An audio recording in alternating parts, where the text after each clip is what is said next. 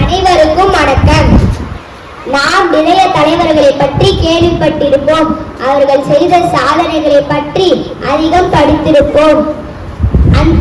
இந்த வகையில் எண்ணற்ற தலைவர்கள் இடம்பெற்றிருந்தாலும் ஒரு சில தலைவர்கள் முக்கியத்துவம் வாய்ந்த இடத்தினை பிடித்துள்ளார்கள். இவ்வாறு பார்க்கும்போது ஒவ்வொரு தலைவருக்கும் ஒரு சிறப்பு பெயர் இருக்கும். அவருடைய சொந்த பெயரை விட சிறப்பு பெயர் தான் அனைவர் மனதிலும் பதிந்த ஒன்றாகும்.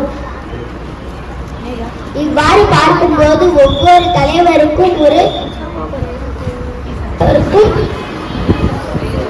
ஒரு சிறப்பு பெயர் இருக்கும்.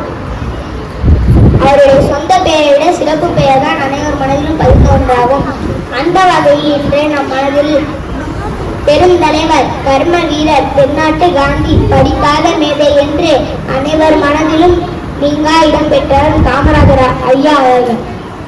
கர்ம வீரர் தமிழகத்தின் முதலமைச்சராக இருந்தார். கிராமங்கள் தோறும் பள்ளிக்கூடம் தொடங்கி மத்திய உணவு திட்டத்தையும் அறிமுகம் செய்தார்.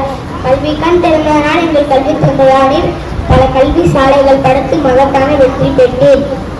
காமராஜர் ஆட்சி செய்த காலம் தமிழகத்தின் பொற்காலம் என்று அனைவராலும் புகழப்பட்டது.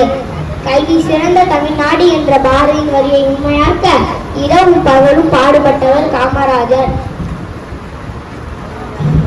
அவருடைய ஆட்சி காலத்தில் கல்விக்கே முதலிடத்தை வகுத்தவர் காமராஜர்.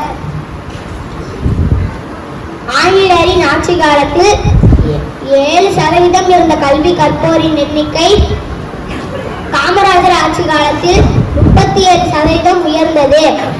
எந்த ஒரு ஆடம்பர வாழ்க்கையும் வாழாமல் தன் நாட்டிற்காக முழு வாழ்க்கையும் அர்ப்பணித்து வாழ்ந்து வந்தவர் காமராஜர். 72வது வயதில் 1975ஆம் ஆண்டு இயற்கை எழுப்பினார். பெரும் தலைவா, கர்ம வீரா, உம்மை காணாதது என் பாவம். பிறந்த நாளில் கூட வாழ்த்தாவிட்டால் பிடிக்கும் என் இனத்திற்கே பெரும் சாபம். உன் பிறந்த நாளில் நான் பிறந்தது கடவுளின் வரம். கல்வி கடவுளுக்கு பிறந்த நாள் வாழ்த்துக்கள் கூறி வணங்கி விடைபெறுகிறேன். நன்றி, வணக்கம்.